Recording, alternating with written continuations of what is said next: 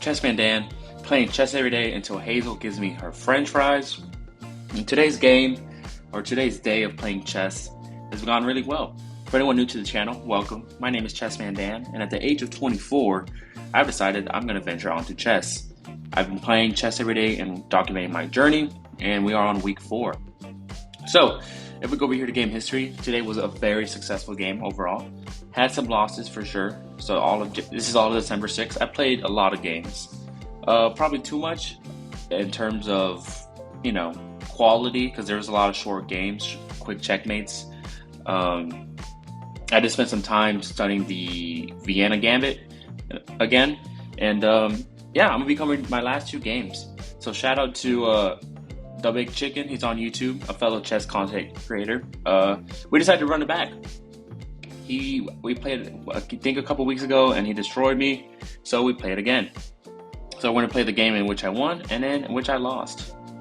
So I'm going to be 100% honest. Shout out to DaBigChicken. He's the reason why I started learning the Vienna.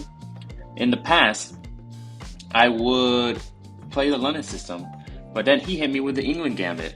The England Gambit starts, white would respond pawn e4, and pawn d4, and he would pawn e4. So I decided, hey, should I learn theory of the England Gambit? I was like, no, I'm going to learn the Vienna. So this is the first game. We start off as white. My pawn goes e4. Big Chicken goes e4. I decided to hit him with a Carl Khan. Do pawns in the center. He responds with a knight to, what is that, d2. I hear take. This is all book moves. One thing I love about the Vienna is that, it's pretty flexible. You fight for the center. My opponent takes. I then hear pin or attack the knight. He brings it back. I open up my pawn. And the idea is I'm going to attack this guy right here.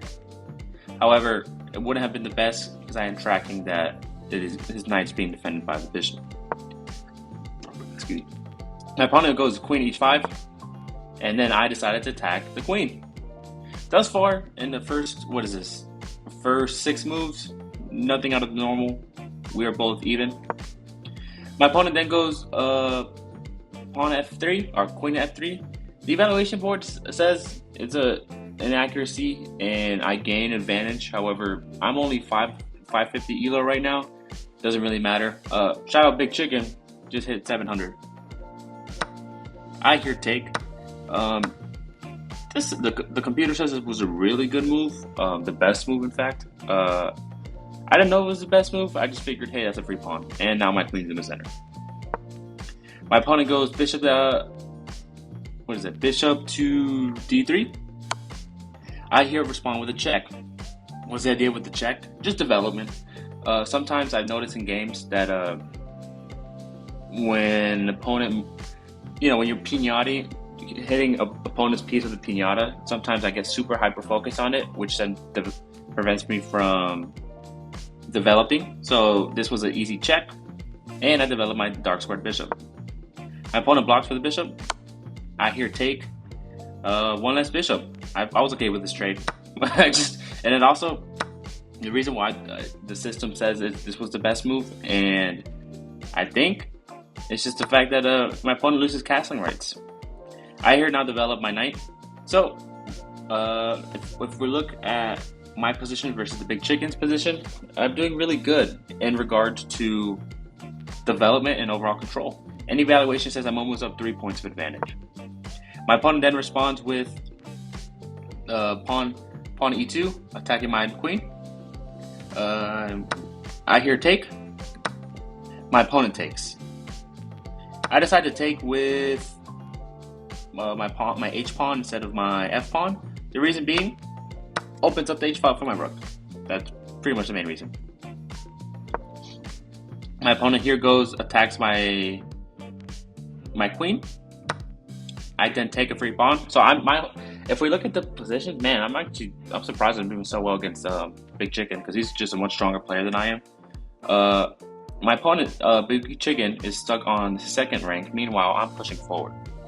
But you can see how quickly I could lose. Here, this was even a bigger inaccuracy. Yep, there you go. You see that? My opponent, the Big Chicken, shout out Big Chicken, is looking to play a move in which he brings both the queen and the rook on the 7th rank. By moving my knight and moving it to safety, I now open up for a checkmate opportunity. I didn't see this. Keep in mind, during this whole game, I thought I was losing. I'm like, dude, I don't know what I'm doing right now. What would have been the best move? A check. That would have been the best move. And then we'll show the fork. Ooh, that's nice. Ooh, I didn't even see that. That would have been a free knight. Dang, that's fine. So, moving my knight, immediately open to mating opportunities. Lesson learned, a lesson that I will continue to learn for a long time. Watch for mates.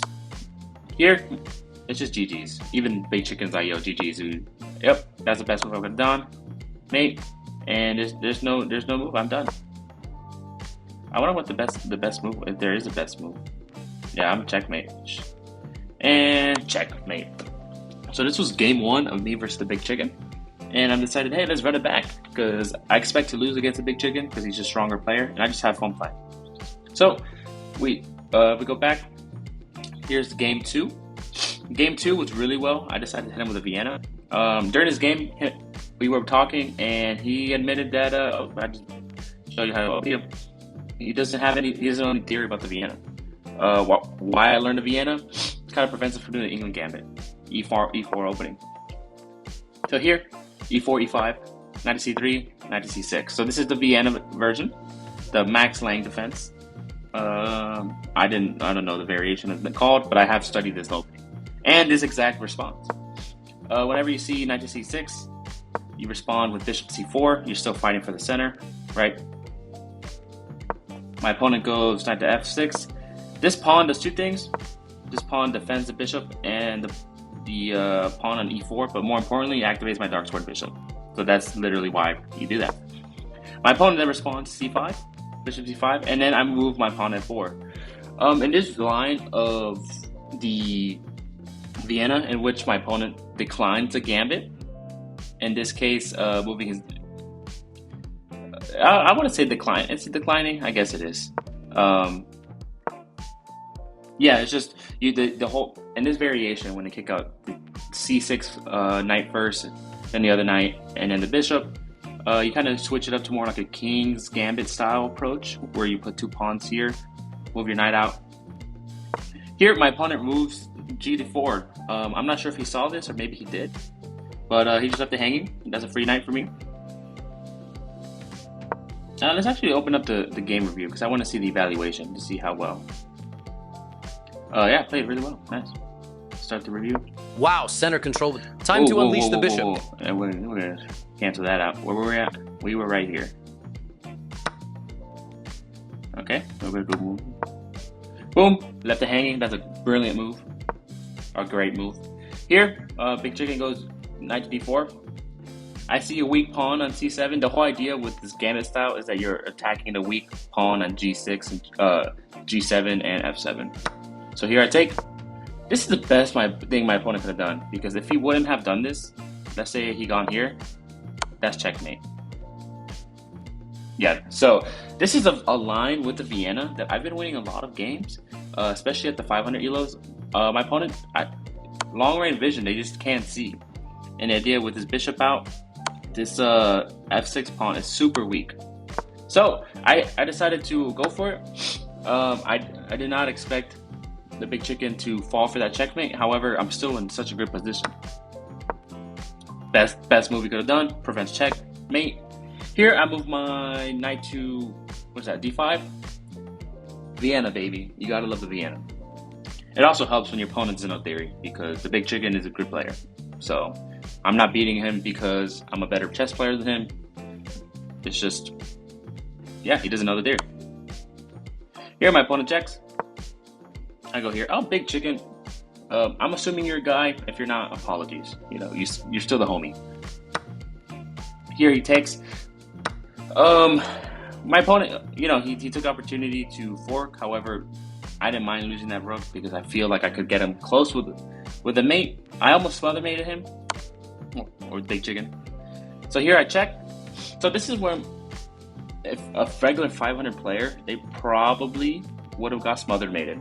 What is that? The opponent knows that, you know, a player at a 500 elo could see that this e7 square is being attacked by the queen and his knight. My opponent, you know, most 500 elo players, including myself, probably don't want to lose their queen, so they would go here. But if you notice on the evaluation board, you open up mate and 1, and that would be smothered mate. A very, very clean checkmate. That would have been 10 moves. It would have been great for content. The big chicken even mentioned it. He's like, "Hey, do you want me to play this move for content?" And I was like, "No." It's like, you see the move. But would it be nice? Yes, but I'm here to document my journey. Appreciate it though. I don't want to fabricate anything. This is the best move. He would have lost the queen. He's either gonna he's gonna lose the game or lose the queen with this position. So he loses the queen. The evaluation still at 6 points of advantage. So even though I took the queen early and I have way more development than my opponent, his chess still has to be played. Here my big chicken takes, and I respond with this weak pawn. Excuse me. What is that? Pawn is c7. Now big chicken sees an open file, the g file, so good principles. He can't do anything about my queen right now. So yeah. What? Even the big chicken's like, what the hell was that? I wanted to attack this rook, right? And I noticed this, and I even verbally said it. I was like, yo, his 7th rank is super blocked off. All his pieces are blocked. But I didn't consider the bishop. I saw the bishop there. I was like, yo, I can't take this bishop because he'll take the rook. But, right? So I'm decided I'm going to go here. I'm going to b7, attack the rook. However, maybe I was just super excited that I knew I had a really good advantage towards the big chicken. So I go here. And he's like, what? So yeah, even this is what 500 chess looks like, ladies and gentlemen. Take to the b7. I now push up. I was like, okay, now I'm losing. All right. I'm going to continue with development. That's all I could do. My opponent goes here, attacking the bishop. I move my knight out. I'm just like, all right, I need to fight for control. And notice each move, I'm losing material. He takes. He takes the free pawn, getting close to back rank checkmate me if I'm not careful. I check. This is the best move, the only move, I guess. And the only reason why I checked is the checklist, the mental checklist. Checks, captures, and advantage. I think A stands for advantage, but regardless, what's my best move? The most forcing move? I could check him, and that bishop's defended by the knight. Right, my opponent responds there. I move it back. I was like, hey, I still want to put pressure on the square, but I don't want to lose a bishop. Here, my opponent goes, what is that? Pawn to d5. You know, extending, wanting trades. I check again. I was like, I don't know what's happening. I just gotta check. Once the big chicken moves his king to d7, the evaluation bar goes up a bit. I'm still losing. I still gotta play chess. And whoa, lose more. I guess the best move would have been here, putting pressure on this bishop, or excuse me, on this rook. And his best move probably would have been here, because then I go here, take. Yeah, I'm losing big time. Okay, regardless. Here, this is where the big chicken apparently is in an accuracy. I was sweating bullets at this point because I see back rank checkmate. If I ignore it, yeah, GG's. Yeah, like at this point, that's what I saw in my head. That exchange, I'm like, I'm losing. I lost. It's over. It's over. Yep. So instead, I decided to check. I was like, I need to check. And this was the only good move, I think. The computer saying I should have gone here. But I don't feel like that's the most natural. I see a check. I literally see a check. So that's the check I got to do. Here I check. And then you're going to see My opponent moves, allows me to eventually checkmate him. At the time, I didn't see it either. So my opponent moves his king out there to h6. I never. Now I respond. Get the queen out the way. Get the queen out the way. Here, my opponent takes the pawn. I move my rook up. What I did was moving my rook, checkmating him, checking. I was gonna check if he wasn't. I was gonna check, take the bishop. That was my idea. Oof, mate to Nate. So we go from in just one move, a 3.3 advantage, material advantage for black. So now he opened up mating opportunities. Yes, he just wanted to take. He wanted me to move the rook. However, I could respond with a check. Now, I lose the mate opportunity because that's. Oh wait, that's the best move I did, huh? I went with here. I moved my knight, so I'm like, all right, let's get the knight played.